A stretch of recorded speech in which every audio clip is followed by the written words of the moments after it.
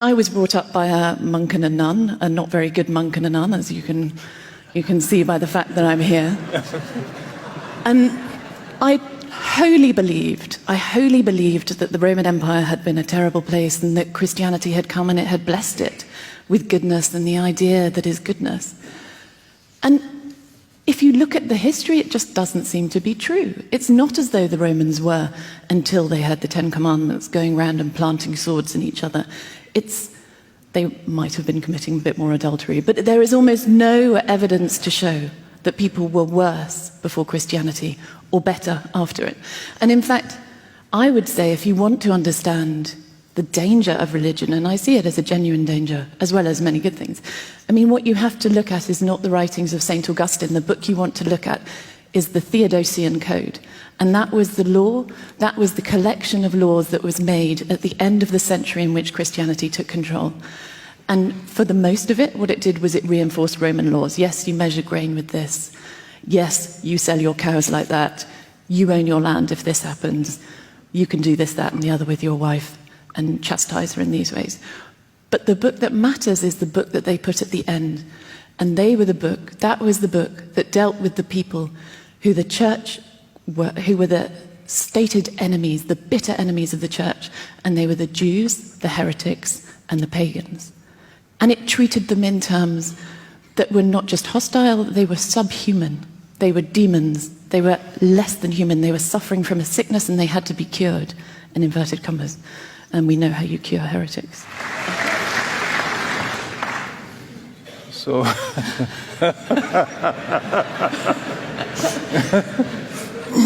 so I suppose everybody can guess.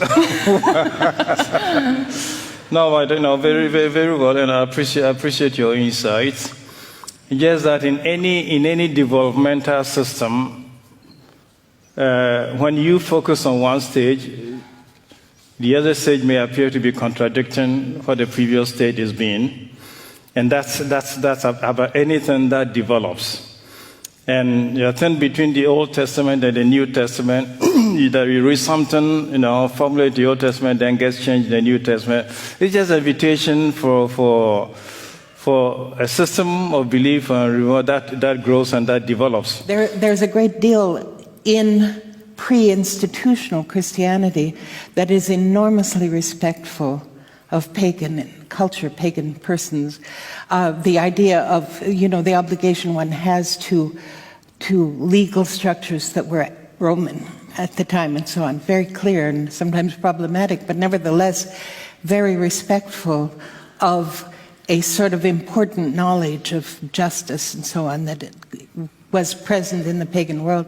And if you look at almost any classic theologian, they quote Seneca and, they quote important classical writers very freely, very respectfully.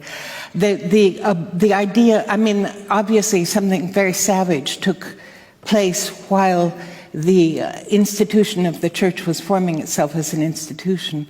But there's nothing in the literature of Christianity that makes that either acceptable or necessary. It's simply something that happened in the way things happen in history. It said that ancient Rome applied the word dignitas to military emperors and conquerors who returned victorious from battle.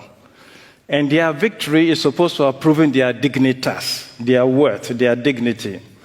And it took the same Christian writers who, according to you, destroyed everything in Rome or the pagan world to have turned this, So Christian writers took this expression and instead of referring to this sense of victory and valor and all of that, turned it on its head, and then said, it refers to the fact that every human being is created in the image and likeness of God. This is particularly important, I think, for some of us from our society, where Christianity has intruded, not always in very positive, ethical ways, intruded for the sole purpose, very often, of preparing the way, a kind of avant-garde for the real stormtroopers of commerce, imperialism, colonialism, exploitation, disdain, racial disdain, etc., etc.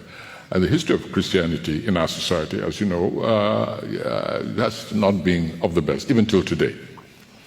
One very important example culturally, when the Christians came determined to spread the gospel, and they looked around, they couldn't find, they needed the devil. Later on, I'd like to talk about my experience with the devil, by the way.